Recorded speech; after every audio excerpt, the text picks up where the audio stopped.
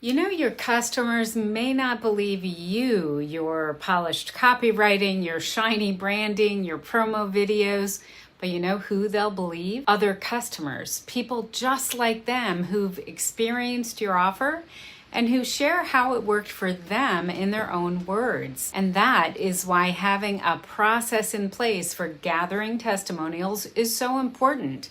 The goal for this video is for you to understand how to automate this process so that every time you get a new customer after a predetermined amount of time, you gather a testimonial from that customer. I'm Pamela Wilson, and I coach people to build profitable online businesses. Have you downloaded my free Revenue Revolution Toolkit yet? Find out more at pamelawilson.com/revenue. All right, let's dig in so that you can learn how you can gather powerful testimonials automatically. Join me in my slides and I'll show you how it works. Testimonials from satisfied clients help to build trust and help your prospects to kind of envision themselves becoming your customers. They help them say, hey, someone just like me benefited from this product or service, and I'm going to benefit as well.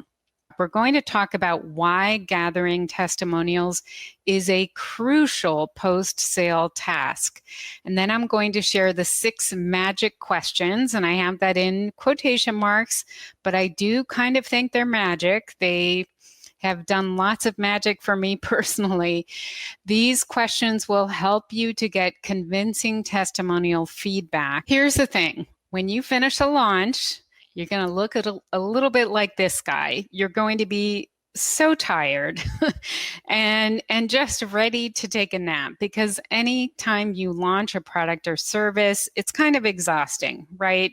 So what I really want to do is to automate this testimonial gathering process so that you can do this kind of on autopilot and you don't have to draw from energy that you just don't have after you launch a product or service. It is important to get this in place so that it works for you and you don't have to do a lot of work to make this happen. The testimonials that you gather are going to help you to prove to future customers that you deliver on your promises. They'll also help to reassure prospects who are thinking about buying your product or service that it does work for people who are just like them. And they also serve as social proof that your product is a winner. All right, so let's go into this section where we're going to talk about how you can automate this testimonial gathering process so it doesn't take a lot of energy. Because you're not going to have energy. Buyer series is a series of emails that you send to people after they have made a purchase. They've purchased either a product or a service. So you start with a welcome email, then you send some kind of prompt so that people can take the next step with the product that they bought. So something that encourages them to either consume the information or take a small action so that they can make the most of the service or the product. Then I recommend, if you want to encourage people, that you share some kind of case study of how others like them have used the product or service that they bought, then maybe a couple more prompts, and somewhere in here, and you have to figure out when it makes sense for your audience, it's important to include some kind of feedback request. And the feedback request is basically where you're going to ask people to send you feedback on the thing that they bought. Now, it is important, this word feedback, because what we are trying to get really is feedback, and it may be positive, but it may also be some negative feedback or feedback that will help you to improve on your product or your service. So it's going to help you improve your offer. That's why I tell you to ask for feedback. Don't ask for testimonials, because a testimonial is assumed to be positive, right? You're asking for people to say something positive about your product or service. And what you really want is just for people to tell you what it was like to use your product or service, what their experience of it was. Because honestly, if something was negative, you want to be able to make those improvements. The other thing that I found is that I used to ask for testimonials. So this lesson is based on hard-earned experience. And what I found is when I asked for testimonials, people would say, I'm not a good writer. I don't know how to write copy. Like, I don't know if I can write you something that's going to sound like a good testimonial. So asking them for feedback and then sharing these questions that I'm going to share with you will help you to get feedback that ends up sounding like a really good testimonial. So, how to ask for feedback.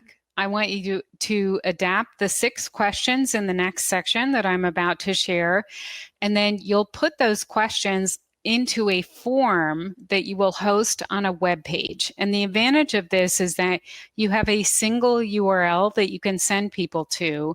The other advantage of using a form is that people feel like it's a little bit more anonymous. So it feels a little more like putting a suggestion into a suggestion box, a locked suggestion box that's on the wall at their place of employment, for example. It just feels a bit more anonymous. So the alternative to this is you could say, please reply to this email and send me feedback. But in that case, people feel like they're giving feedback directly to you, and they may not be as open or as candid with their feedback as they will be when they're filling out a form on a web page. And of course, the results from that form are also going to go to your inbox, but there's just a little bit of separation between them inputting the information and you receiving it. And it helps it feel more private. And the form is also always available, so they can visit it whenever they want.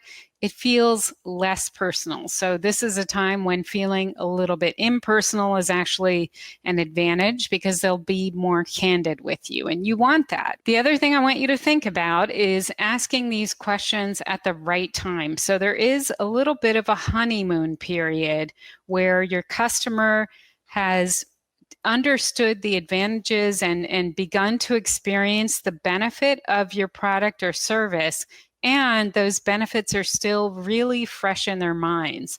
This is going to be the perfect time to ask them for feedback, because you don't want to ask them too late in the process when they don't remember how amazing it was to use your product or experience your service. You want to ask them during this honeymoon period.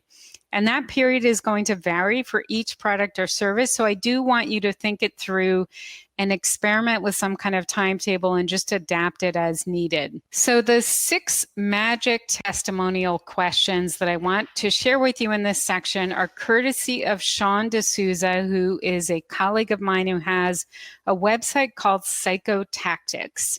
And when you ask these questions, the end result is this testimonial that has kind of a story arc. And it goes like this. These were my fears about purchasing. Here's what changed for me when I bought this offer. And this is what I especially love about it. When people answer these 6 questions, that is what you'll end up with. And another reminder, you're asking for feedback, not a testimonial. So when you set these questions up on a form, you want to ask for feedback at the top of the form. So the first question is, what was the obstacle that would have prevented you from buying blank?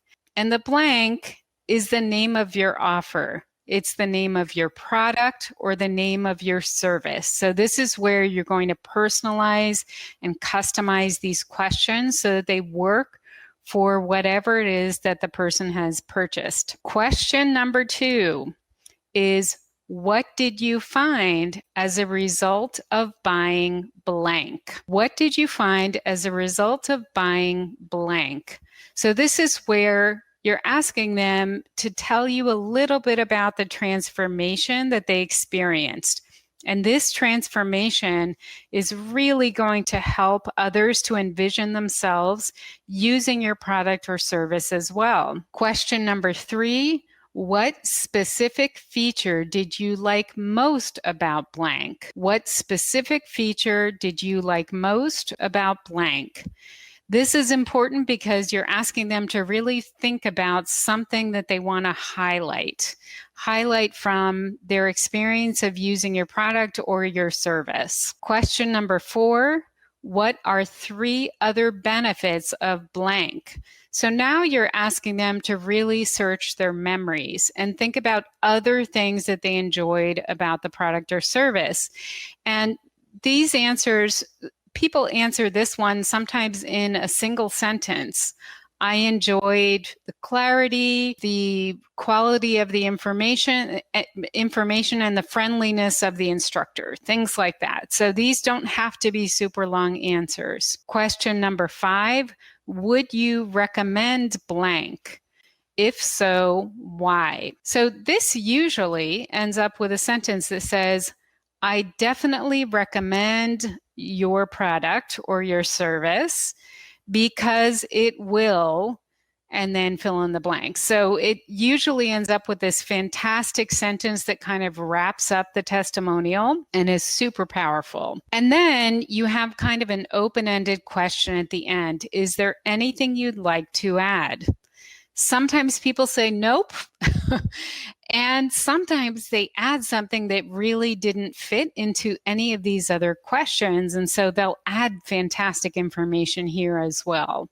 Testimonials from satisfied clients help to build trust and help your prospects to envision themselves becoming your customers. Testimonials help them say, hey, someone just like me had a great experience with this product or service, and I'm going to have a great experience too. The thing is, even after gathering those powerful testimonials, you still have to present them in a way that your prospects can see them and can be convinced by them. You need to know where to plug those testimonials into a sales page. Lucky for you, that information is in this next video, so make sure you watch it so you can harness the power of your customers' testimonials to sell your offer.